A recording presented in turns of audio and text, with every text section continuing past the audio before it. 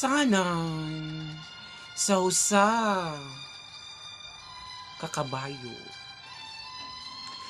Bago nato basahon ang atong sulat, mga kalusanan, ipatukar sa nato ang sunata kini ang akong soliran.